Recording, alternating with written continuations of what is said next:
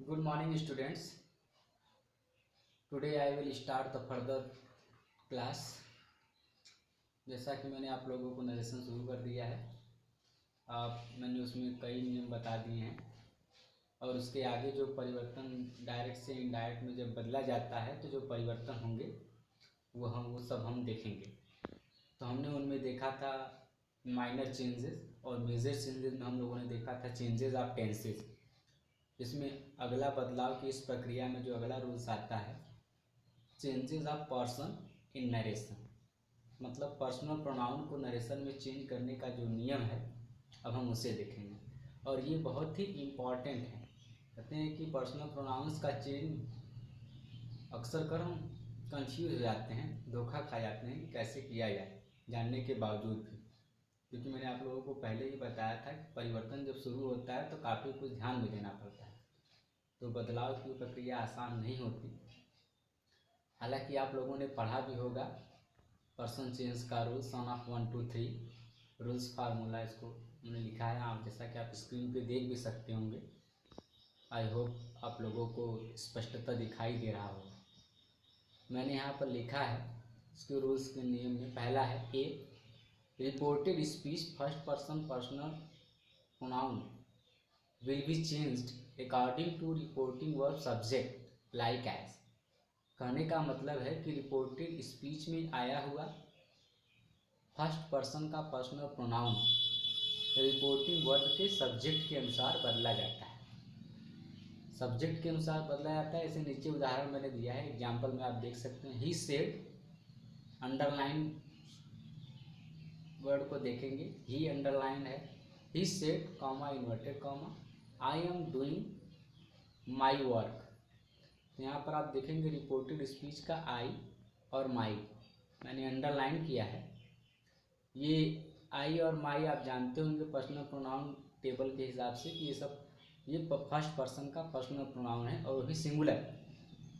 तो जब आप इसे बदलेंगे, इसका बदलाव किया जाएगा, तो हमने कल बताया है कि रिपोर्टेड स्पीच में आया हुआ फर्स्ट पर्सन का पर्सनल प्रोनाउन रिपोर्टिंग वर्ब के सब्जेक्ट के अनुसार बदलता है। तो रिपोर्टेड स्पीच में जो आई और माई आया है उसे आप रिपोर्टिंग वर्ब के ही के अनुसार बदलेंगे। ही के अनुसार बदलने का मतलब आप जानते हैं कि रिपोर्टिंग वर्ब में ही सब्जेक्ट है और रिपोर्टेड स्पीच में आई सब्जेक्ट है और माई उसी सब्जेक्ट का पॉजेसिव पर्सनल प्रोनाउन है। तो जब ही के अनुसार आई को बदलेंगे तो वो सारे परिवर्तन होंगे, जैसे नीचे दिखा गया है।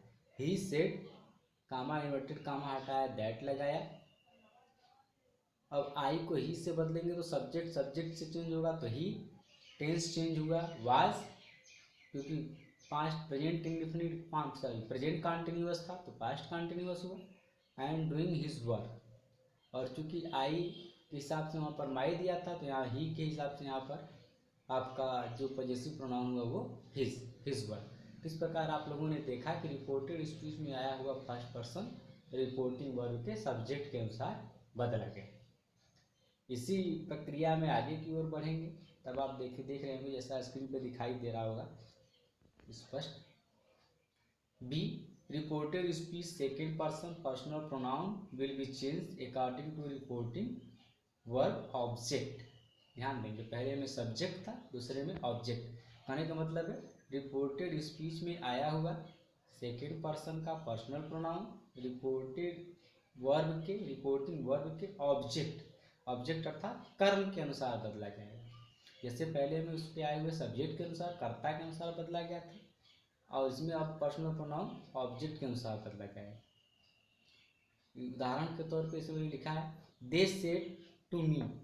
दे सब्जेक्ट है रिपोर्टिंग वर्ब का और मी ऑब्जेक्ट है। You are doing your work, underline मैंने कर दिया सभी पर्सनल प्रोनाउन को। यू आपका सेकेंड पर्सन का पर्सनल प्रोनाउन है, ये आपका फर्स्ट सिंगुलर भी हो सकता है, प्लूरल भी हो सकता है, सेंटेंस बताएगा। यू आर डूइंग योर और उसी का पॉजेसिव वर्क है योर।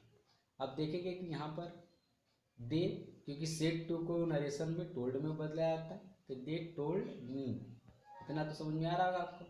फिर कामा इन्वर्टेड कामा हटाया गया, दैट लगाया गया, ठीक। फिर यू को ऑब्जेक्ट के अनुसार बदलेंगे तो मी है आपका ऑब्जेक्ट और मी आपका है पर्सनल प्रोनाउन फर्स्ट पर्सन का ऑब्जेक्टिव केस। क्योंकि मी ऑब्जेक्ट है, यू सब्जेक्ट है, लेकिन जब भी ऑब्जेक्ट को या सब्जेक्ट को बदलेंगे तो हम उसको उसी फॉर्म में रखेंगे। तो अगर मी से यू को बदला जाएगा तो यहाँ पर आप करेंगे, क्योंकि मी का सब्जेक्टिव केस होता है आई, इसलिए यहाँ पर लिखा गया है आई। टेंस बदला आपको पता ही है, और ऑब्जेक्ट बदला।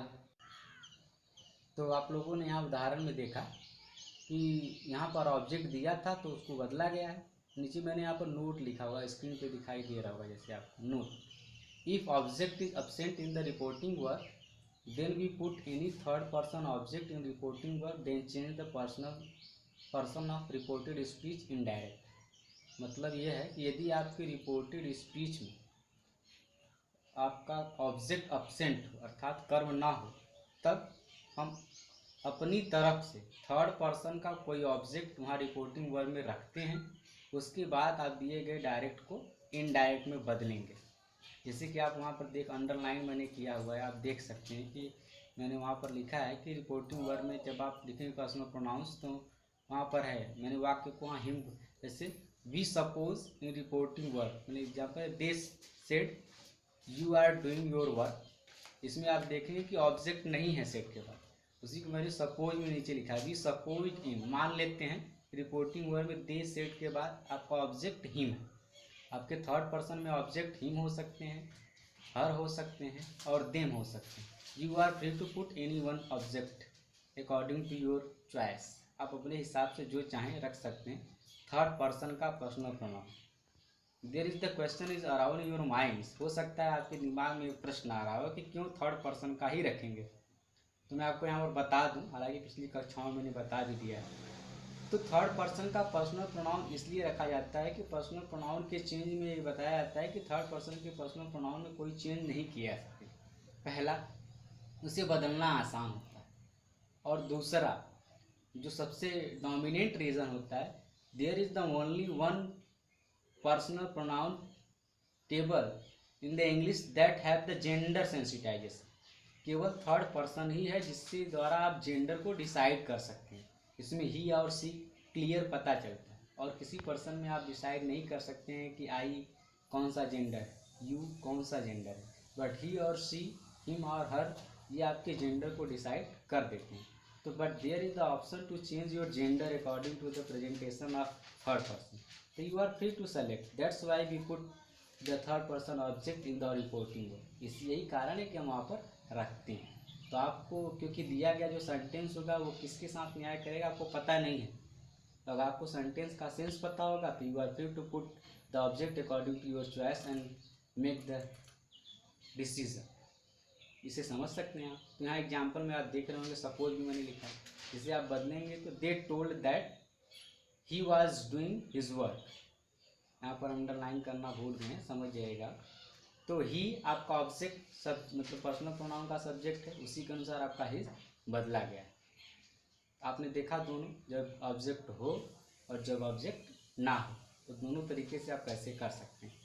सो we come on the last sun of 1 2 3। Third का जो रूल है, reported speech third person pronoun will not be change. मतलब रिपोर्टेड स्पीच में आया हुआ थर्ड पर्सन कभी बदलेगा नहीं, क्योंकि अभी मैंने बताया उसमें कोई परिवर्तन नहीं होता है। ही सेड ही वेंट, आप इसमें देख रहे होंगे सब्जेक्ट भी आपका ही है और आपका रिपोर्टेड स्पीच का भी सब्जेक्ट ही है जो थर्ड पर्सन है। तो he said that he had gone, केवल टेंस बदला गया और बाकी चीज़ें नहीं बदली। तो I hope you better understand how to change the personal pronoun it's coming under the narration, that is easy to be the understand. The quotation is given in the English, but I try to explain in Hindi and English both. So you are free. If you are any kinds of the query, so please give me the comment. Thank you.